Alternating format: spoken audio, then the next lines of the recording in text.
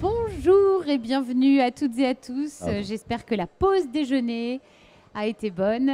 Merci de nous avoir rejoints. Bienvenue ici sur cet espace conférence dédié à la notion de partage. On va bien sûr la décortiquer ensemble.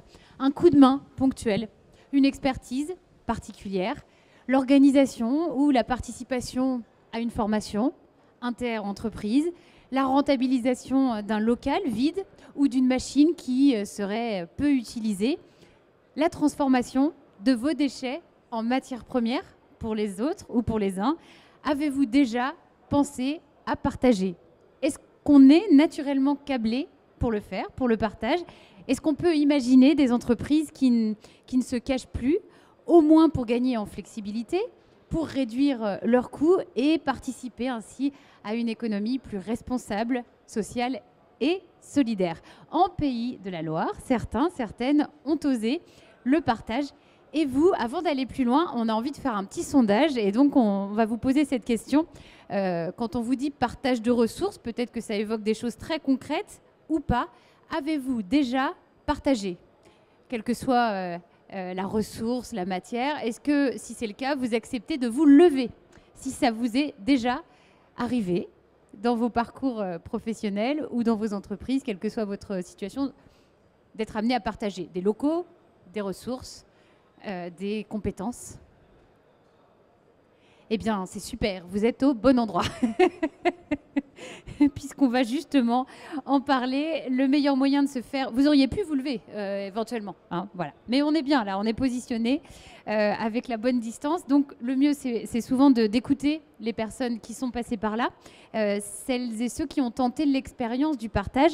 C'est le cas de ma voisine et mon voisin, Call Me Open, groupe Medicom, fournisseur de matériel médical et chirurgical basé à Saint-Barthélemy d'Anjou, représenté aujourd'hui par sa responsable des ressources humaines, Séverine Grelot. Bienvenue. Merci d'être avec nous aujourd'hui, Séverine. Merci. Et à ses côtés, eh bien, nous accueillons Patrice Attimon. Alise Emploi, c'est une entreprise multiservice d'insertion par l'activité économique. Exactement. Située à Mauges-sur-Loire.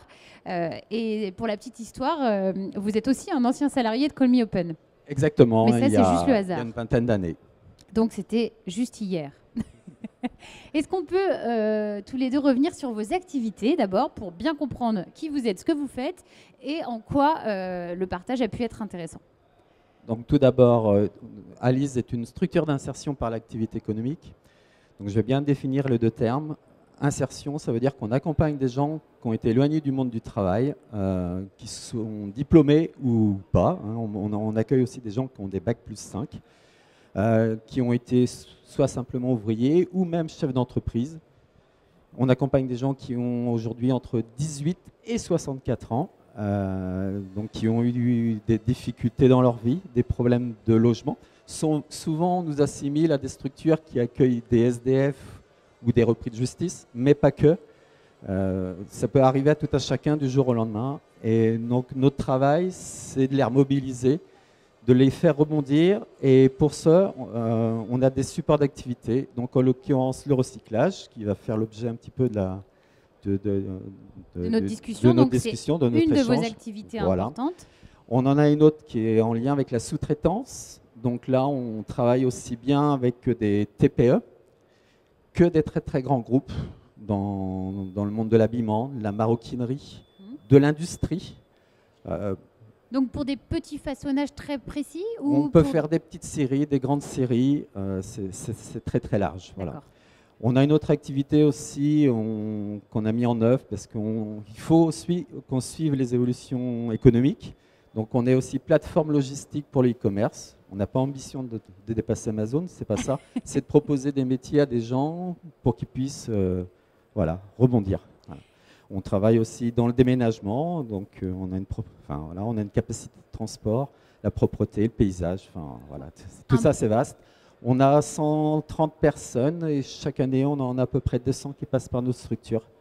Et ça représente combien de métiers à peu près 15-20. Ouais. Voilà. Et l'objectif, parce qu'on est contrôlé mensuellement par la directe, on a un taux de sortie de l'ordre de 75%. C'est-à-dire que 3 personnes sur 4 chez nous, soit rentrent en formation, soit rentrent dans vos entreprises ici présentes. Ouais, donc c'est un passage. Exactement. On va revenir sur le partage, en particulier sur cette activité de recyclage. Mais d'abord, on va découvrir un peu plus l'entreprise Call Me Open, particulièrement sous les feux des projecteurs depuis 2 ans. Oui, bientôt 2 ans maintenant. Donc l'entreprise groupe Call Me Open est maintenant une entreprise du groupe Medicom, mais c'est une ancienne entreprise angevine, puisque à l'origine c'était le papier à cigarette zigzag. On va le mettre comme ça pour bien vous entendre. Donc voilà. Voilà, comme les chanteurs. Aujourd'hui, on a été particulièrement connus dans la région, puisqu'on fabrique et on commercialise des équipements de protection individuelle à usage unique. Et sur le site de Saint-Barthélemy d'Anjou, on fabrique des masques, tout type de masques respiratoires ou chirurgicaux, tels que tout le monde les connaît maintenant dans nos activités de tous les jours. Alors, est-ce qu'on peut revenir sur le moment clé où le partage devient nécessaire ? En fin de compte, on a été une entreprise qui a été réquisitionnée par l'État en début de pandémie l'année dernière. Donc, on a ouvert tout notre site de production 24 heures sur 24 et 7 jours sur 7. Au moment où les entreprises elles-mêmes étaient dans le premier confinement et fermaient plutôt leurs activités, nous, on avait un besoin de personnel extrêmement important. On a été avec plusieurs partenaires locaux qui nous ont proposé cette solution partage, pour mettre en adéquation des gens qui étaient libres d'emploi puisqu'ils étaient en chômage technique dans leur entreprise. Et nous, on était en recherche de compétences particulières. Donc, ça s'est fait très facilement avec les organismes tels que l'ALDEV ou la Direct. Et on a mis en place, on a accueilli dans notre structure du personnel de d'autres entreprises. Alors, d'autres entreprises, en l'occurrence 2 entreprises, oui. Qui n'étaient pas du tout dans ce domaine-là. C'est là absolument où c'est particulièrement intéressant. On a des métiers dans les entreprises qui se rejoignent, qui se recoupent, et on avait des compétences qui pouvaient nous aider, nous, dans ce début d'activité très très fort, à compléter nos équipes ou récupérer, enrichir nos connaissances ou nos compétences. Donc c'était les entreprises, on peut le dire, de transport. Oui, entreprise de transport. Je ne sais pas si on peut citer des noms ou pas. Donc, si on peut, des entreprises du territoire. On a particulièrement travaillé avec Scania, qui nous a déployé sur notre site de fabrication du personnel de maintenance et aussi des chefs d'équipe pour nous aider à accompagner notre croissance très très rapide et temporaire sur ce moment-là de l'activité. Et alors, j'imagine que derrière, vous en retirez des bénéfices. En tout cas, ça a pu créer quelque chose et se dire, finalement, cette expérience-là, on peut la développer, la dupliquer ? Oui, alors déjà, pour nous, ça a été une expérience très facile, puisque, alors bien sûr, il faut consulter, il y a un certain nombre de formalismes sociaux, mais quand même. Il faut faire des contrats, mais on a pu intégrer très rapidement du personnel dans les équipes et du personnel qui a pu nous permettre d'avoir une vision différente de notre quotidien. On était vraiment dans un moment de très très forte activité et ils nous ont permis d'avoir un regard autre. Donc c'était une expérience enrichissante. Oui, j'imagine bien. On va revenir sur ce que ça a pu vous apporter. Avec vous, Patrice, on ne parle pas de partager des ressources humaines, mais de partager des ressources, déchets, qui deviennent des matières premières, si j'ai bien compris. Tout à fait. Bon, d'abord, on partage le micro. C'est vrai, on est dans le partage jusqu'au bout. Malgré le Covid, on partage tout a été le micro. nettoyé préalablement et le sera après. Donc, effectivement, nous sommes notre activité principale étant le recyclage. Nous traitons à peu près 6000 tonnes de déchets par an, soit l'équivalent de l'agglomération angevine. Tout type de déchets ? En termes de carton, plastique, voilà, on y vient, plastique, papier, métaux. Voilà. Et donc, on s'était inscrit sur la solution partage, que vous sera tout à l'heure exposée. Oui. Et puis ça matchait avec une société sartoise qui était engagée dans une démarche RSE et qui trouvait dans notre philosophie sociétale bonne, donc elle s'est rapprochée de nous, et puis aussi environnementale, puisque c'est aussi l'objet. Notre structure, elle a 35 ans, donc c'est un métier quand même qui est dans notre ADN.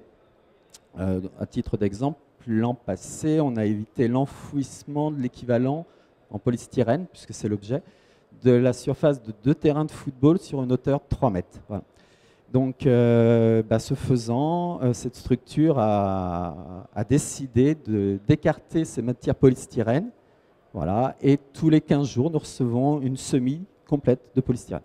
Donc, c'est un acteur qui est dans le monde de... Est-ce que je peux citer? Mais oui, je pense qu'on peut Donc, citer. c'est le groupe Trigano qui est basé à Sablé-sur-Sarthe. Voilà. D'accord, qui fabrique des véhicules de loisirs. C'est ça. Voilà. Et donc, nous, ce faisant, ça permet de donner du travail à des salariés en insertion. D'accord. Et concrètement, qu'est-ce qu'il a fallu mettre en place pour que ce lien puisse se faire au-delà de la rencontre, matériellement, parce qu'on parle de partager des ressources. Donc, il y a des notions de transport, de stockage. Eh bien, comme la philosophie RSE était vraiment très développée chez eux, ils nous ont offert le transport. Donc, tout est gratuit pour nous. On reçoit la matière qui est revalorisée et qui repart dans un cycle. Et voilà, la chaîne est vertueuse. Voilà. Ouais, c'est de belles histoires. Est-ce que ces expériences ont fait naître des points de vigilance, en tout cas des écueils à éviter ou des petites choses auxquelles il faut faire attention quand on se lance dans un partage quel qu'il soit? Bien, comme disait Sandrine, effectivement, il y a parfois des parties juridiques qu'il faut pas oublier, parce qu'il ne faut pas faire n'importe quoi. On est, surtout en France, on est pas mal réglementé. Oui, c'est un des aspects, c'est celui-ci qu'il faut éviter. Enfin, il faut bien préparer au préalable. Ouais. D'accord. C'est pareil, cette notion? Je n'ai pas de complément. Nous aussi, on avait fait bien attention à sécuriser la partie juridique ou sociale.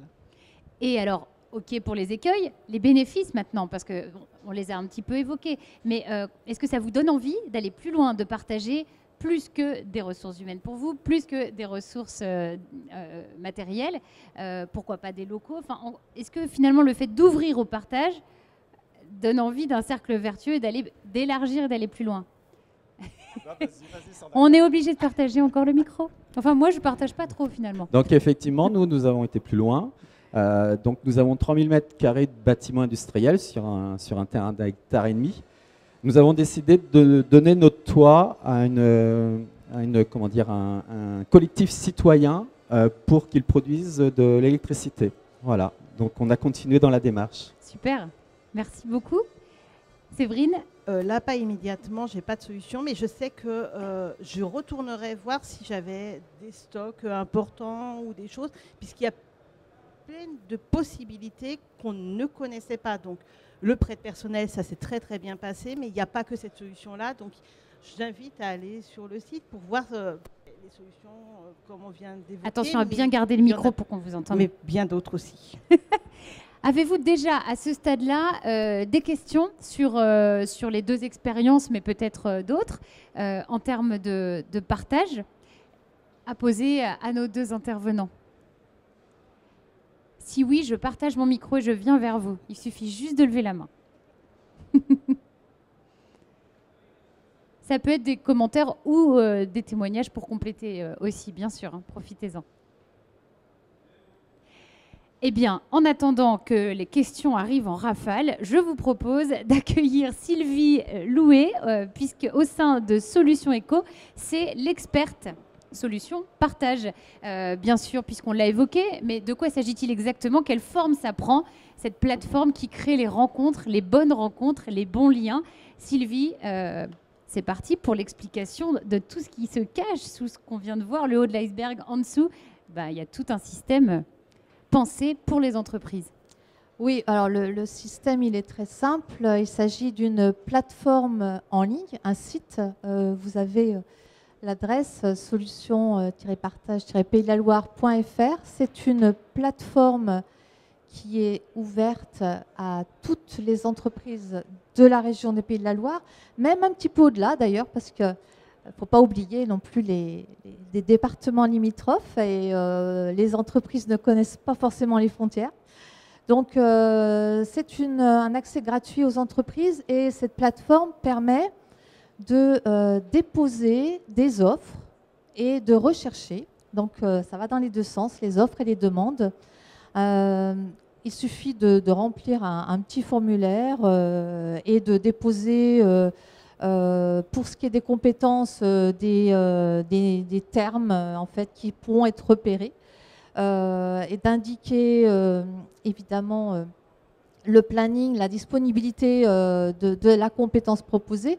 Et au niveau des locaux, des matériels, des matières à partager, eh bien, le formulaire est un tout petit peu différent. Il permet de déposer des photos, des fiches techniques, un tarif éventuellement également, parce que on est dans le partage, mais il y a également une notion de coût à prendre en compte. Bien sûr. Et donc, une fois que ces informations sont intégrées dans la plateforme permet la mise en relation et elle propose également des conventions, des contrats types pour faciliter, parce que Séverine et Patrice ont abordé ce sujet-là, c'est que la plateforme accompagne également dans la formalisation des partages.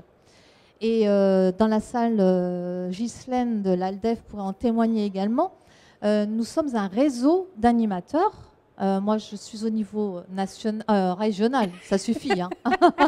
Oh, pas non plus. Mais pourquoi pas? Oh, allez, soyons fous, parce qu'il s'agit d'une plateforme nationale, mais nous développons particulièrement ce service au niveau de la région des Pays de la Loire. Et donc, nous avons un réseau de développeurs économiques sur l'ensemble du territoire qui sont présents auprès des entreprises pour les aider dans la démarche. Au départ, c'est peut-être pas forcément évident. Et donc, Ghislaine fait partie de ce réseau. Merci beaucoup Sylvie. En fait, culturellement, c'est pas forcément un réflexe spontané. Donc l'idée, c'est peut-être d'allumer cette petite étincelle auprès de toutes les entreprises et de leur dire, peut-être c'est possible, pensez-y. Voilà, c'est vrai. Il s'agit lors d'un entretien, tout simplement, hein, les rencontres que l'on peut avoir avec les entreprises, c'est les faire réfléchir. Voilà, est-ce que vous avez des déchets qui peuvent devenir les matières premières d'autres entreprises, ou un local, peut-être un entrepôt qui ne vous sert pas, une machine peu utilisée ou utilisée ponctuellement et qui pourrait être mise à disposition d'autres entreprises. Tout ceci, cette discussion permet justement, comme vous le dites Cécile, d'allumer un petit peu l'étincelle qui fera passer à l'acte. Peut-être pour terminer, des exemples de partage dans l'expérience que vous avez pu avoir, hein, les unes ou les autres, voilà, un peu étonnants, originaux ou en tout cas inspirants, qu'on parle de ressources, de matériaux, de locaux. Alors c'est vrai qu'au niveau des locaux, il y a eu pas mal de propositions, des locaux commerciaux, mais même des entrepôts, hein, tout simplement. Une entreprise qui a une activité qui prend un peu plus d'ampleur et qui a besoin de rechercher en proximité. Et c'est là l'avantage aussi de cette plateforme, c'est qu'on est sur de la proximité parce que les échanges se font à cette échelle-là. Ça peut être au niveau d'une zone d'activité ou même de clubs d'entreprise. Donc c'est quelque chose qui peut s'adapter très facilement. Et au niveau de partage de matière, ça peut être des déchets de bois. Par exemple, une entreprise qui fabrique des portes et qui partage régulièrement des chutes de bois qui peuvent être réutilisées. Ça peut être des cartons aussi qui peuvent permettre à d'autres entreprises de faire des expéditions à faible coût et de la mousse pour caler les objets. Enfin, voilà, en fait, c'est du partage entre plusieurs entreprises, même quelquefois, qui vont aider et faciliter à moindre coût d'autres entreprises dans leur activité. Merci beaucoup. Patrice, Séverine, aujourd'hui, vous êtes toujours présents sur la plateforme au cas où ou en veille peut-être? Effectivement, nous sommes toujours en veille, que ce soit sur l'activité sous-traitance aussi, puisque aujourd'hui, il y a beaucoup de difficultés dans le recrutement pour les entreprises, on va dire, du monde classique. Nous, on est un acteur de l'économie sociale et solidaire. Donc, je fais un appel, voilà, j'en profite. C'est que sachez que s'il y a des activités pour lesquelles vous êtes débordés, des structures comme les nôtres peuvent aussi y répondre. Et donc, c'est une autre forme de partage. Oui, mais c'est l'occasion d'en parler. Séverine, est-ce qu'il y a des idées dans les cartons de partage futur éventuellement? Là, pas immédiatement. On avait d'autres actualités, mais c'est quelque chose qui est ancré et pour lequel on a rencontré, on est toujours en contact avec les personnes dans les régions ou dans le département. Merci à tous les trois. J'imagine que vous avez beaucoup de questions. Non, au moins peut-être une à poser à nos intervenants ou sur le sujet global du partage. Si ça vous intéresse d'avoir un éclairage particulier, quelque chose que nous n'aurions pas évoqué. On me fait non. Ceci dit, vous pouvez le faire aussi en off après. Ça peut se faire sans problème avec les intervenants qui sont encore là quelques minutes, un petit peu. Merci beaucoup. On peut relayer vers donc, le site internet, Sylvie, juste concrètement pour celles et ceux qui veulent aller plus loin. Alors, le micro, je partage. Solution-partage-pays-de-la-Loire.fr, un accès gratuit aux entreprises, une inscription très simple avec le nom, prénom et un identifiant, un mot de passe et voilà, vous avez accès à votre tableau de bord, donc à l'ensemble des offres et des demandes qui sont déposées sur la plateforme. À peu près actuellement 800 adhérents et donc des offres sur tous les types de ressources, donc compétences, matières, matériels, locaux. Voilà, donc n'hésitez pas. Voilà, vous savez tout ou presque sur le partage, donc solution partage. Merci beaucoup pour vos témoignages et merci à vous pour votre présence. Bonne fin de journée ici à Angers, au CPEM. Merci.